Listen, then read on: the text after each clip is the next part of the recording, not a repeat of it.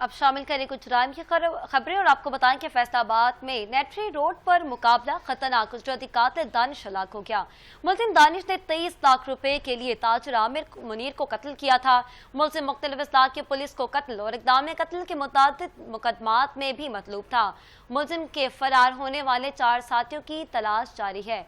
आपको अपडेट करें कि फैसलाबाद में नेटरी रोड पर मुकाबला हुआ, खतरनाक कुदरती कातिल दानिश हलाक हो गया। मुलजिम दानिश ने 23 लाख रुपए लेकर ताजिर आमिर मुनीर को कत्ल कर दिया। मुलजिम मुख्तलिफ अजला की पुलिस को कत्ल और इक़दाम कत्ल के मुख्तलिफ मुकदमात में मतलूब था। मुलजिम के फरार होने वाले 4 साथियों की तलाश जारी थी। इसी पे मज़ीद तफसीलात जान लेते हैं ब्यूरो चीफ फैसलाबाद मियां मुनव्वर से। जी मियां मुनव्वर, अपडेट कीजिएगा। बिल्कुल, फैसलाबाद में क्राइम कंट्रोल डिपार्टमेंट को आज एक बड़ी कामयाबी मिली है।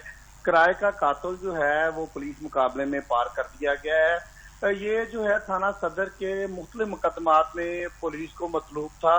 बैरून मुल्क से लोग जो हैं वो इसको पैसे देकर जो है फैसलाबाद के मुख्तलिफ इलाकों में कत्ल करवाते थे।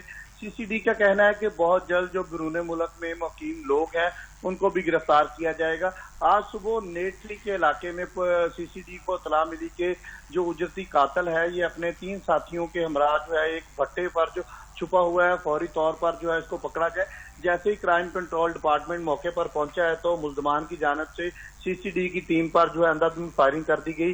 फायरिंग का सिलसिला जब रुका तो एक शख्स जख्मी हालत में, जिसका नाम दानिश बताया जा रहा है, वो मिला। तो जब उसका क्रिमिनल रिकॉर्ड चेक किया गया तो ये वही शख्स था जो फैसलाबाद समेत मुख्तलिफ अजला जो हैं उनकी पुलिस को मतलूब था, जिस पर दर्जनों जो हैं कत्ल के मुकदमात पहले से दर्ज थे।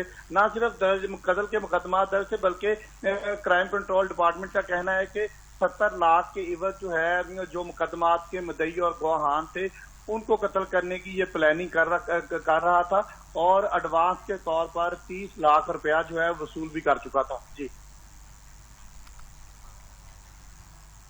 बहुत शुक्रिया मियां मुनव्वर इकबाल, फैसलाबाद में हमें आगाह कर रहे थे।